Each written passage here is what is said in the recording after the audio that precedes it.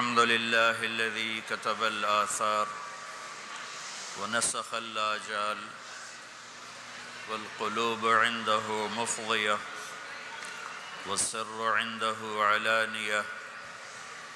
الحلال ما أحل والحرام ما حرم والدين ما شرع والأمر ما قضى.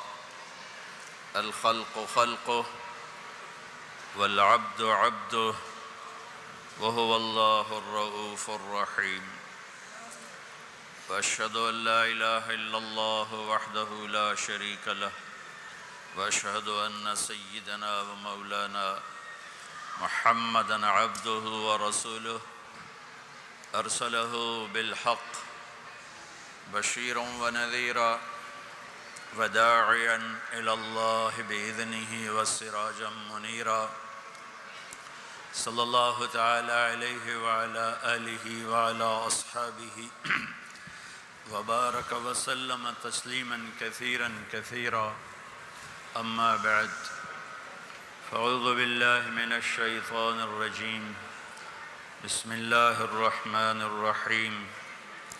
والشمس وضحاها والقمر إذا تلاها والنهار إذا جلاها والليل إذا يغشاها والسماء وما بناها والأرض وما طحاها ونفس وما سواها فألهمها فجورها وتقواها. قد أفلح من زكاها وقد خاب من دساها. وقال النبي صلى الله تعالى عليه وسلم: يا أبا سفيان جئتكم بكرامة الدنيا والآخرة. وقال النبي صلى الله تعالى عليه وسلم: إن الله بعثني كافة للناس رحمة فأدوا عني أو كما قال. بھائی یہ سیڑھیوں پہ نہ بیٹھو بھائی، یہاں سے اتر جائیں، سیڑھیوں سے اتر جائیں.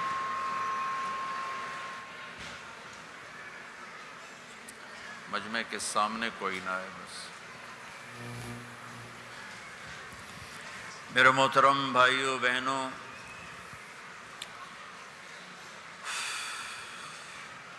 میں آپ کا بہت شکر گزار ہوں. آپ اتنی محبت سے تشریف لائے. 17 سال ایک بڑی مدت ہوتی ہے. جولائی 2000 میں آخری دفعہ آمد ہوئی تھی. 17 سال بعد بہت بڑا باغیچہ نہیں، باغ دیکھ رہا ہوں. اور یہ خوبصورت منظر ایمان والے مومنین اور مومنات، مسلمین و مسلمات، نوجوان بھی، جوان بھی، ادھیڑ عمر، بوڑھے، سب ایک. آج میرے نبی کی روح کتنی خوش ہو رہی ہوگی اور میرا اللہ کتنا خوش ہو رہا ہوگا. اور یہاں آسمان کے فرشتے یہاں سے لے کر پہلے آسمان تک ایسے ہیں کہ اگر ہمیں دکھائی دیتا تو شاید ہم خوشی سے ہی مر جاتے. اور یہ ساری عمارت کی اگر زباں ہوتی تو یہ آپ کا ایک ایک اس کا پلر آپ کا شکر ادا کرتا کہ یہاں آج اللہ کا نام گونج رہا ہے. یہاں بہت سے کام ہوتے ہیں، میٹنگز ہوتی ہیں، لیکن یہ سارا مجمع. بھئی آپ یہاں نہ بیٹھو، پیچھے ہو کے بیٹھو، یا نیچے اتر جاؤ یا پیچھے ہو جاؤ، لوگوں کو کور مت کرو.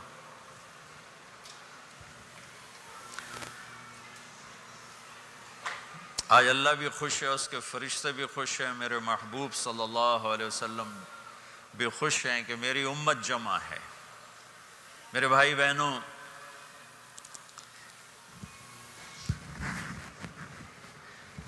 بات کرنے کے لیے پاکستان میں لوگ تھوڑے نہیں ہیں. آپ تو بہت تھوڑا سا مجمع ہے اس کے لحاظ سے.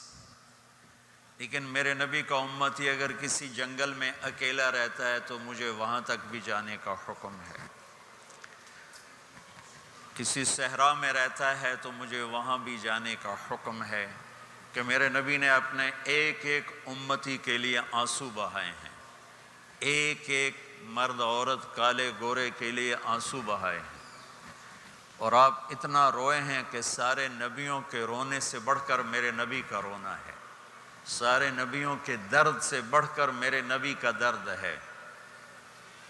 مدینے کی فضا گواہ ہے کہ اس میں آپ کی آہیں، فریادیں، رونا دھونا گونجتا رہا 10 برس۔ ایک رات کا قصہ سناتا ہوں۔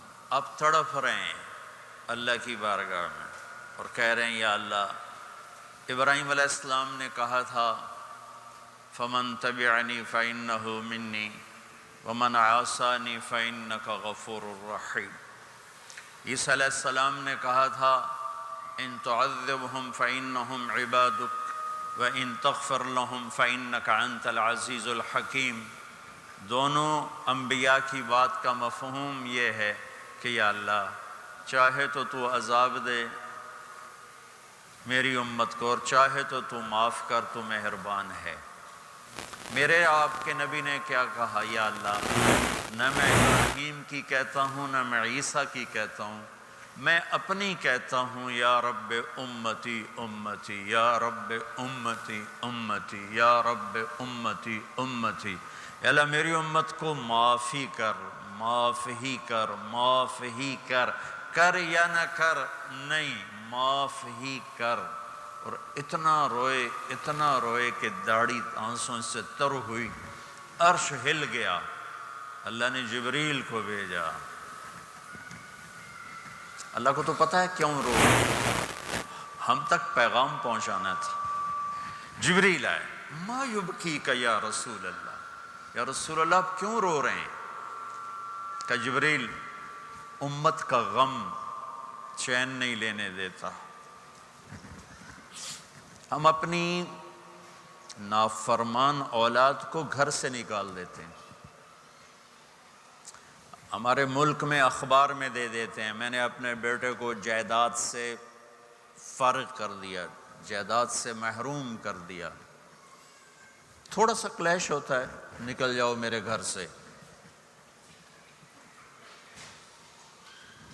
میں تو دین پڑھنا چاہتا تھا، لیکن میرے باپ بہت نیک آدمی تھے، 70s میں زمیندار فیملی کا بیٹا مولوی بنے، یہ بہت بڑی گالی تھی، تو ان سے برداشت نہیں ہوا، انہوں نے مجھے گھر سے نکال دیا۔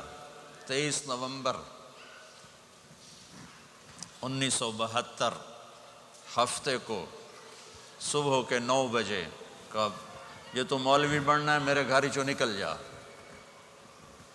ساری تصویر نقش ہے، سفید کرتا، سفید زمینداروں والی چادر پہنی ہوئی اور پگڑی کھول کے یہاں رکھی ہوئی تھی۔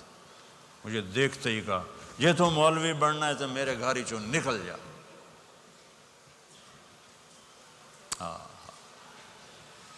یہ ماں باپ کا رویہ ہے۔ میں تو کوئی برائی کے لیے نہیں نکلنا چاہتا تھا، اچھائی کے لیے نکلنا چاہتا تھا، میرے باپ کو پسند نہیں ہے، نکال دیا۔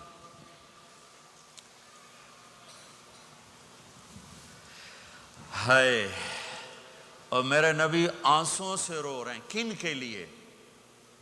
کن کے لیے رو رہے ہیں؟ انہوں نے دھرتی کو نافرمانی سے بھر دیا، زمین آسمان کانپ اٹھے امت کے گناہوں سے۔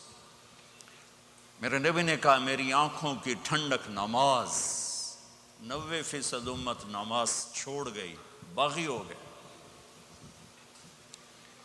میرے نبی نے فرمایا بعثت لأتمم مکارم الاخلاق، تمہیں اخلاق کی چوٹیوں تک پہنچانے آیا ہوں۔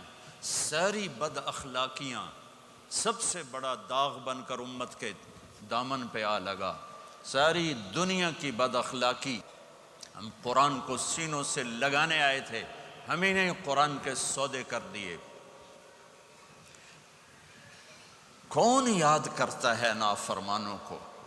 اور میرے نبی، صرف صحابہ کا تو مسئلہ ہی نہیں، سب جنتی، کلن وعد اللہ الحسنى، اے میرے نبی وعدہ ہے تیرے تمام صحابہ جنتی، ازواجہ امہاتہم، آپ کی بیویاں ساری امت کی مائیں ہیں، لستن کاحد من النساء، آپ جیسی بیویاں ہم نے آپ کو دی ہیں، ان جیسی خاتون اور کائنات میں کوئی نہیں آئے گی۔ سیدۃ نساء اہل الجنت فاطمہ، جنت کی عورتوں کی سردار میری بیٹی فاطمہ، سیدہ شباب اہل الجنت الحسن والحسین، جنت کے نوجوانوں کے سردار میرے بیٹے حسن اور حسین۔